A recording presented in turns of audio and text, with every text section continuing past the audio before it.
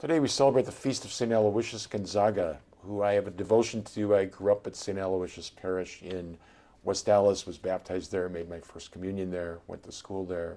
And of course we have St. Aloysius Church here in Sauk City.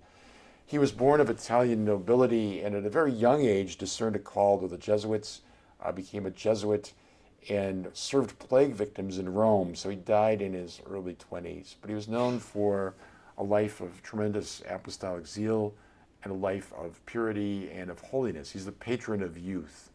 He was the patron of the old Catholic Youth Organization, CYO. And we see in examples like Aloysius that you don't have to reach a tremendous amount of years or of physical maturity in order to be a saint. That we have many child saints, we have many youthful saints. We think of Blessed Carlo Acutis as a most recent example.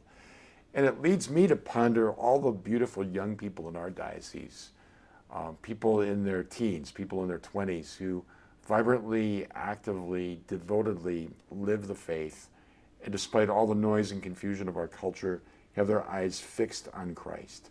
So I think of all the youth particularly who are involved this summer in Love Begins Here.